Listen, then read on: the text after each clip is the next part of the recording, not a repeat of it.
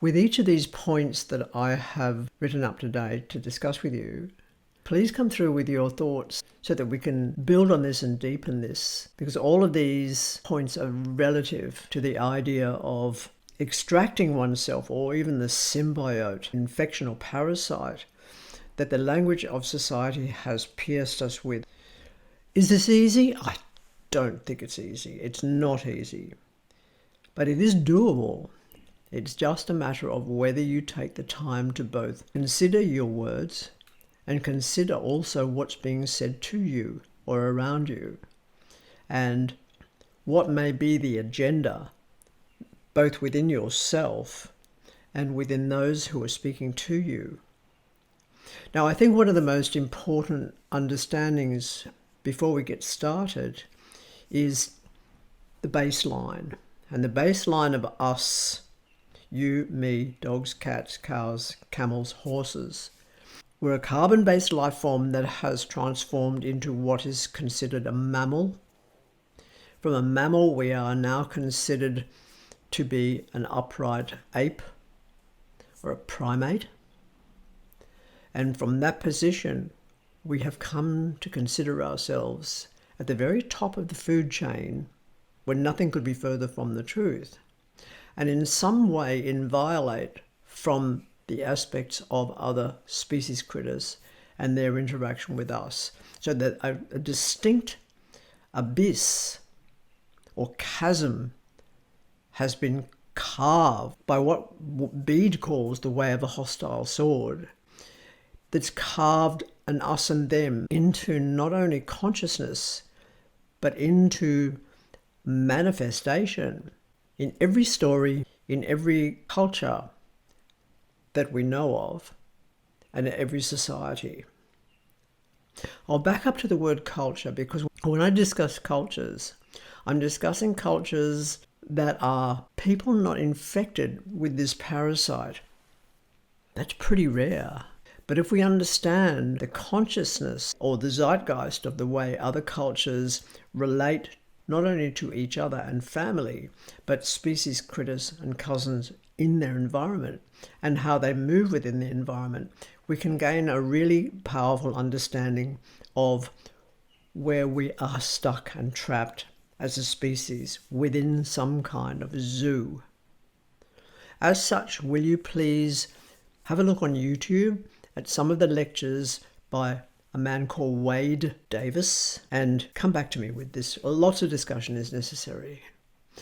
So point one of today's workshop is about language and thought and what we have been taught. Please write that down. Point two, question everything, especially when it comes to the so-called mysterious. Nobody from the 16th century understood light bulbs. Point three, nothing any of us do, perhaps even think, because thought is also comparative to light insofar as both particle and wave, and you can't catch a thought. You can go back to a thought, but it's never the same as like the water in a river. But nothing that any of us do is without consequences. That is associated with a theoretical law in science that's called the law of congruity, that every action has an equal and opposite reaction. Point four, please be aware that the year known as 2023 is a made-up date based on what is called a Gregorian calendar, and that blithely repeating the date as we understand it without conscious thought is to reinforce a religious ideology of BC and AD rather than the archaeological terms BCE and CE. Next point. Language defines us. Language and thought are interwoven tightly. So change language, change thought. Perhaps from there, all to the genome. Who is speaking? Is it us or other? Is there perhaps a symbiote? Because are we also the product of all that we eat, as well as the ancestral microbiome that is the inheritance of your birth? Point 6. Be aware that when language is altered, to enable an animist perspective and acceptance of misunderstanding by others is imminent. You are not required to justify or explain yourself. It is up to others to either stay or walk away if they do not want to walk with you in this ecology of being. Next thing to discuss, but still on the same theme, mythos and logos. I'll repeat that, mythos and logos. The antiquated ideology of in the beginning was the Word, and the Word was God, whereas mythos is a story or sequence of teachings / explaining stories with no known author. Even the word witch is a rolling word stemming from a linguistic base where double C is pronounced ch, and wit did not always apply to comedy. 8. Learn to pronounce the words of things correctly. Research as much as you are able the source of words, most of which will take you back to Latin, and that's part of a dilemma that may not even be broken in my lifetime, as I know my lifetime to be. But realize that this work will result in you living acutely aware of both logos and mythos. The problem we face with mythos is that it has come to mean fake. That's A. And B, become acceptable narrative. Words or terms such as between the worlds, the underworld, a person who's died being said to have passed over. Words that become parroted by people of ideology from the word pagan to those of perhaps even unrealized Abrahamic source with hidden or occult demand for thinking and relating within a prescribed frame of reference. But there's a video that I'm going to add now, which is based on the book called The Memory Code by Dr. Lynn Kelly. It's very important, extremely important, because she's coming from a perspective, A, as a skeptic, to do with things associated with mysticism or spirituality or religion. B, she's challenging through research and vast amounts of information what's presented archaeologically as a science, when in actual fact it's anything but. What we're dealing with archaeologically is a repetitious construct passed through the Middle Ages into the current era, always with the twist of Abrahamic or, in this instance, Christianized ideas, for example, of initiation chambers like Bruna Boyne that are considered passage graves, which doesn't make any sense, even down to the whole process of so-called Newgrange in Ireland that's been in use for thousands of years. The astronomy of alignments of standing stones, the astronomy and alignment of certain trackways and certain carvings into the soil are all explained very, very well, but part of an ongoing dialogue we can have together post-video. Point 10, please do not overlap cultural language or practice. Part of this journey and learning is to find your own and stick within it, and to deepen within that finding, which is an understanding of your genealogy, your ancestry, so that you actually are aware of having your own story. And again, we could discuss that forever because of information or misinformation that I have heard from politicians claiming Indigenous artifacts as quote unquote our own, when we don't have anything for ourselves. Very, very sad. In this instance, when you're discussing this with me, please refer to the 2000 Olympics in Sydney and the introductory ceremony. And if you are using language aligned to another culture, please make reference to that culture and cite sources so that the culture of which you relate is acknowledged. You hear me say the word Koyaanisqatsi on the odd occasion, which means life out of balance. I will relate that directly to the source, which is the Hopi people of their country or their continent that's called America right now. I'm going to begin with the three constructs of selkies, which is actually pronounced shelkish. seal people, and what they might mean. So if we begin with those three stories today, then you can see how I can progress from so-called myths that we are presented as associated with each particular culture or several cultures. In this instance, I will deal with the Irish and the Celtic, sometimes the Scandinavian cultures, because these are my own genome. This legend or story or myth is in three phases. I've done this with many of the so-called folk tales that have been available to us and to children, so that we can crack open the seed of what these stories actually really mean, rather than accept the Disneyfication and the popularism of these stories. They're dooming people to disappointment because of the concept of a happy ever after, because of the concept of princes and princesses, because of the concept of being saved, and because of the concept also of certain forms of helplessness.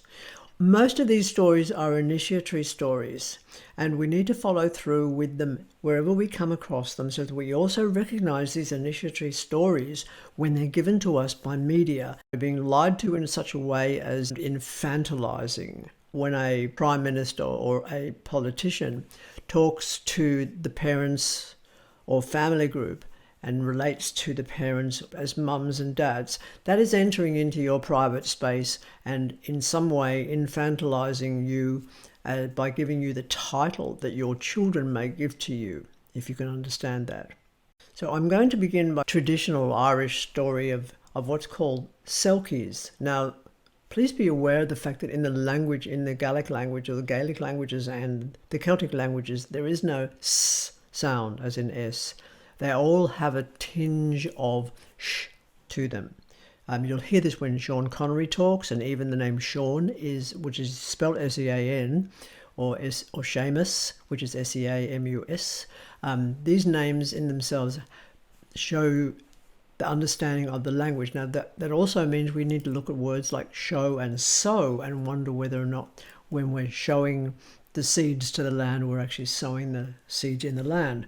Okay, so the concept of a selkie is the idea that this particular man or men, one day they're traveling by the ocean and they see seals basking in the day, and one of them stands and pulls off the skin and reveals herself to be a woman, and the man grabs her skin and hides it and takes the woman back to his cottage, where she cooks and sews and is a wonderful wife and bears him children. And one day she actually finds her skin again and puts it on and then enters the water and goes away. That's a rough version. So when I was in university, I had to take a whole series of folk tales. Please don't use the word fairy story, because the word fae, fairy, is related to the word fate. Not only F-A-T-E, but also F-E-T-E, and also the etymology of the word fate or fairy goes back to the word fear. The word fear means to cast enchantments. This is called a selkie love story. He sat on the closest rock with the cold black water and white lace-like froth slushing at the edges of his boots. His tiny rubber curragh held onto its rope without thinking. He watched me with some emotion, some edges of both passion and panic that make no sense to me then. All right, I think at him, I'll play with you. I have to, so don't look away. And he did not, so I suppose he heard me thinking. I was slow for him, reaching up and pulling my face away. That first rush of air on my other skin caught my breath, and it was I, not he, who shuddered with surprise. He did not drop his gaze from mine even then, as if to say, I'm with you. Don't be afraid. I give love for that, for he should have been in dread if the stories were true. Then down my neck I rolled it over one shoulder, over the other. Pulled it to below both breasts, enticing. His eyes widened and his nostrils did this little thing, and I knew why. He looked upon the milk-white skin of a woman wherever the silk of my silver pelt peeled away. His breath came faster, deeper, because he knew what I was, and what I could do, and what was to come, and what I would give. And then I would leave him, and all of it I read in his eyes with their deep black centres that grew wider until the rim had all but been pushed aside. No one he knew had ever seen this, he told me later. Only told of it as though it might just once have been real, him covering my freezing flesh with his arms, knowing my pelt would consign the chill onto memory as soon as I clothed my body within. After this, oh, what a gentleman he turned out to be. How could I have resisted? He'd stood in those great boots, that thick woolen jacket covered by a sou'wester that stood out like a sail in the wind, smelling of fish of days gone by, his jeans filthy where he'd rubbed his hands on them after gutting. He dropped the rope to his little boat, and then it was me who could not look away. We'd fished this same wild sea garden for generations, and we'd seen each other 100 times or perhaps 100 times more, and we had so much love to give each other, and I was ripe, and I didn't question that it was to be him. I pushed the pelt down over my hips and knees, and not even to kill him or to do any of the things my mother and her mother had told me that I could do. And why would I? No, just to lie with him and love him. I stepped from one skin only to expose another all the way, and I let it all go, and I let his eyes wander before I took hold of him to touch his roughness and pull him further from the water.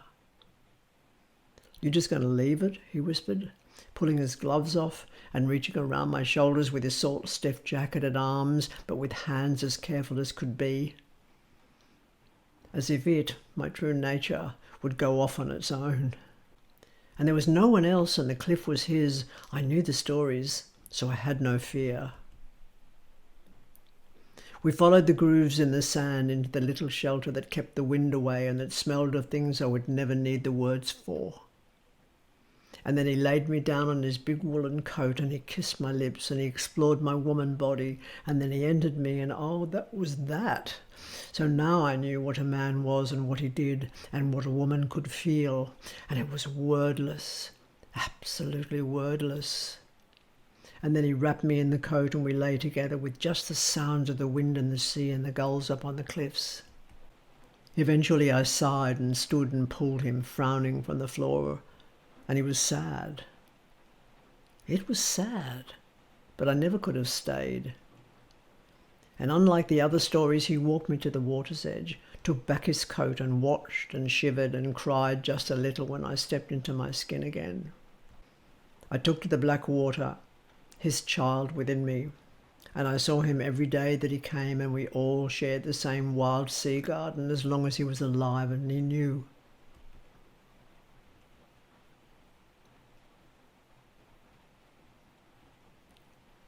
So where does the story come from, do you think? Where does the story stem?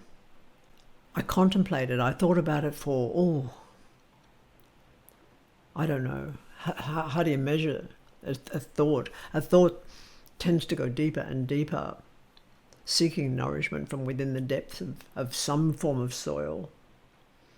So I thought there needs to be, or there is, a deeper meaning to each of these stories, and what are they, and what are we learning, and why are we given children's stories or simple love stories, and why aren't we taken to the place that we need to be taken? So I finally found it.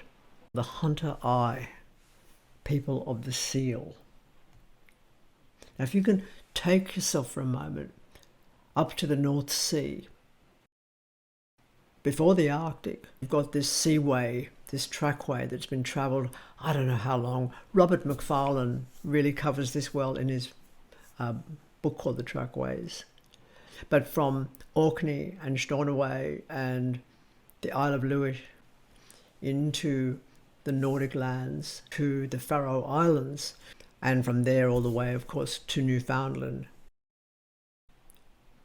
What I'm very aware of, that genealogy stopped happening for us as a species quite a while back. I'll get onto that later as a discussion piece. But in most cultures, genealogy is kept. The understanding of who's having sex with who and who's birthing to who and whatever marriages are, they've got nothing to do with love. They've actually got to do with pairings to make certain that no interbreeding takes place. So there's a deep understanding which is probably very, very ancient.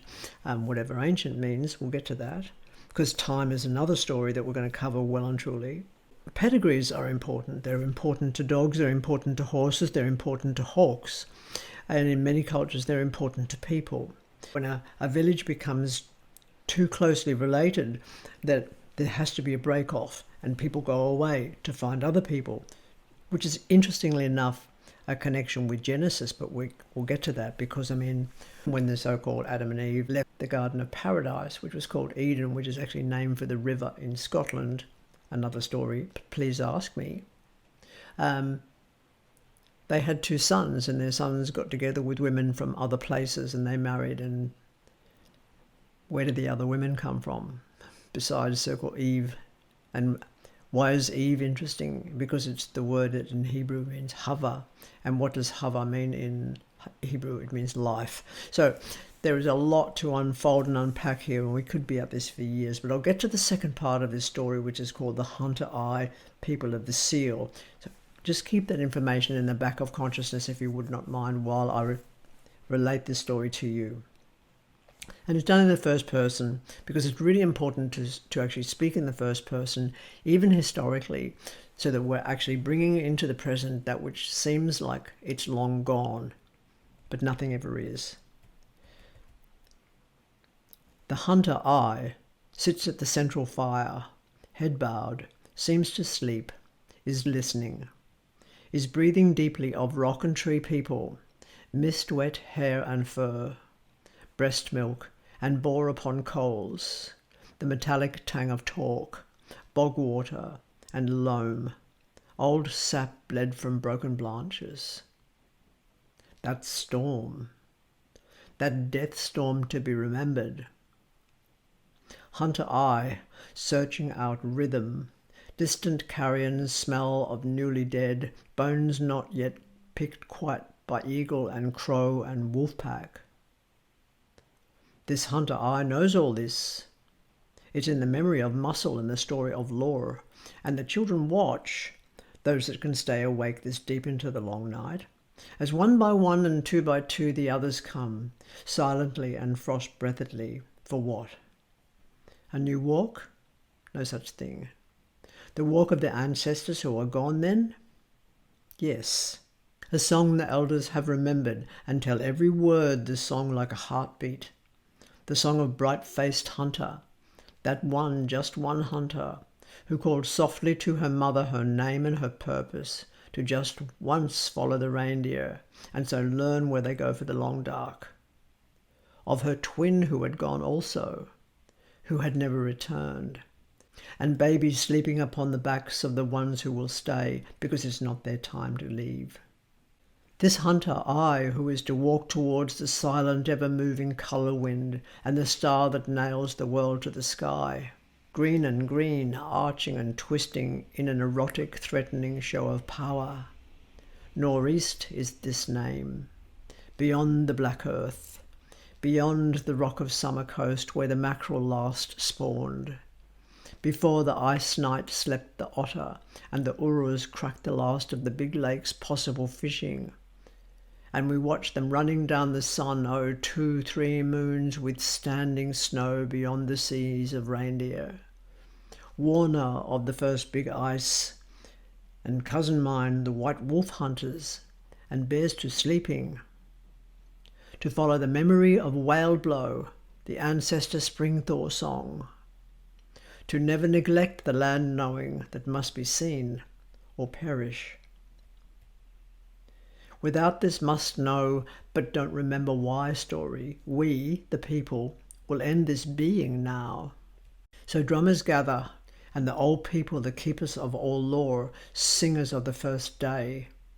This hunter I and the others who are now many dance. Fur thick, feather-haired, bird-boned, and old woman hunter, I, walrus tooth hung, we dance warm-blooded other people, and we dance shark, and we dance spear magic, hunter magic, bird call magic, and ice to stay strong magic. And singers sing white bird, forever shark, and break the ice but not fall in magic. All night, which is every night and every day until no one knows anything except warm-blooded white bird and forever shark. Seal magic. Yes. Seal magic to remember who we remember but don't know why. Just in case we meet them again. Being impolite is not a hunter I, a hunter way. Then Hunter I and the others who are now many walk into the land beyond the story, because everyone, although they sing and rock the children and beat the drum, is silent with hunger, so someone must add to the story. And that is us. And the people we leave behind in the night between night and day cry to remember us. For if we are ancestors and not returners with food, they will care for our children, and they will howl before we become meat for cousins, bear and howler wolf. Cousins, big white crab and slow melt for slow shark. For love of us. Thus, Hunter I and the others travel the winter's end thunder road that moves towards what will be the later spring shoreline after the melt, towards way, way deep into the path of dawnrise, a girdle of land, ice-snow melt, we hope, that will not end until we reach beyond the world, into the endless sea. And it is a long, long road. Biggest seals ever in our stories we now see swim between the ice floes with white-grey whales. Most peculiar, Hunter I decides. Seals within seals, like a many-breasted woman bearing her babies on her belly, moves through the water, paddles like feet, duck seals. Hoi! Hoi! Here! They cry like people, standing on two legs and waving spears pointed towards sky and not at us. Hunter I and the others not so. Feed the people waiting in the long dark by the quiet fires when? Half a sky round? Half a moon ago? Hoya! Hoi! They cry, laughing and rhythm banging on the flank of Mother Seal, she not slowing her swimming through the black deep waters between the ice floes, with white-grey whales passing us by, but not them. Hoi! Hoi, Hunter! Calls and calls as they come close and we're ready to harpoon. Don't hurt us, we are returning to the people. And Hunter, I and others all around me hear the ice crack and the whales tule to each other as they dive and breach and dive and breach. So long we do not say a word or even hear our breathing over the drum song of this heartbeat, saying, who? What is this story? We, all hunters us, be very, very quiet and disregard nothing, for magic is not predictable, and this is not predictable. That the seal says, hoya, hey, and laughs is not predictable. Not a seal, neither a mother seal nor any other seal, but the skins of many sewn about the bone of other kin, floating like an ice floe but faster. Seals, but not seals. People in the skins of seals, harpooning the frozen earth, mooring rope upon the frozen earth, one stepping from the barge with great height and light eyes and smiling teeth and wide open arms. And Hunter, I am in those arms, as warm as flesh that has sat beside the fire, that has rolled in furs for pleasure, and from such as this the babies sometimes come. This face is the same as my brother and my mother, but it is not their face. So the people of the seal have come home, and the hunting magic rights the hunger, and the people of the seal bring stories of another place where they have lived with another people, other people that they love as they love us, to whom they will return. They sing the place they have found down the river of the sun, the way of the boats they have learned to make to cross the wide, dark sea. They sing the name of the bright-faced person that just one hunter, who called softly to her mother her name and her purpose to just once follow the reindeer, and so learn where they go for the long dark. Of her twin who accompanied her, of what they found, of a land of fire mountains and of thunder underfoot, and another people, all in the long ago, all still here. Will you stay? No, but we will lie amongst your furs for the remainder of the long dark and roll with you, and so perhaps take babies when we go.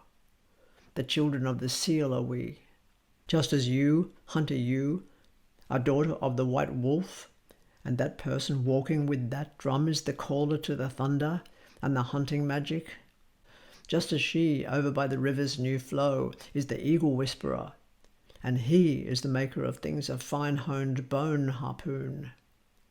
We will love you until the urus return to the valley, until the white-grey whale fills the now pale sky-silver sea with their young as they travel the ways of their ancestors to the southern other.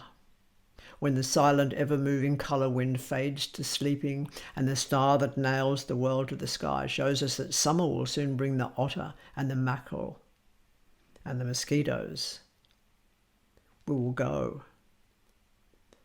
And we will teach you the songs that we know. We will teach them for all of these days. Oh, that is exciting, says the keeper of law, joining I, the hunter, and something else yet to be. To make the seal boat? I have spoken aloud what has only been in dream. I have dared ask this magic. I will take the sea road of the bright-faced person. One day I will take the sea road. Yes, they say, to make the seal boat. And the way to come to you, the stars to come to the land of the fire mountain? Yes. Will the others who are not us kill us? No, they are us also. Then the hunter I will learn the way to come to you. They say the way to come to us are the stars that will lead you to our children. Our children, I think.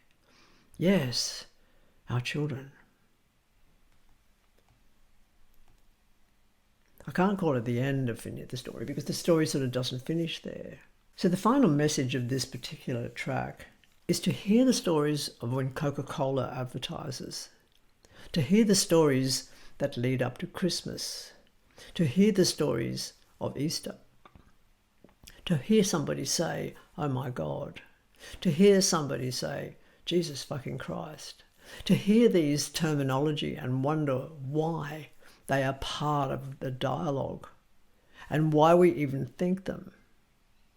And then to back off, to hear ourselves speak, to write in ways that are animist and not predictable, to write a memory song, for example, to all the boys who were died and were mutilated in wars created by men behind desks who never used a weapon and who never learned to create a net to catch fish. This is very much an understanding of the pecking order of our society and what's expected of us. We are expected to use the language of the conquerors. And if we have a look at that conquerage, which we will do fairly soon because it's part of this journey, it's part of this understanding. It's pretty much Fairy in the Alley in all its magnificence. We're going to break open the words that we have accepted. And one example of that is the way colonizers utilize their seeming power to overwhelm a culture that's not their own. First of all, because of the idea that they are superior. The idea of superiority really needs to be looked at and understood because nothing's superior to anybody else. Everything just eats everything else, really. In loosening the tight woven threads of language and its manipulation of our consciousness is the work of which? Is the work of unraveling that which holds us in thrall and also keeps us in chains. The understanding, of course, that this is a process of initiation. That's primo. That you question everything. That you even challenge any of the words, like pagan. Of course we use it, but it is an Italian word. And where did the language of Italy come from? And is it a mix of languages from Florence and from Venice? Is it a mixture of languages from Rome? Does it incorporate other languages within it? Where did the Anglo-Saxon language come from? Why was the Anglo-Saxon language imbued so strongly with French? Why did the Saxon lands become known as Germanic? Where is the Nordic countries? Was there once upon a time a Dogger land? There are so many questions.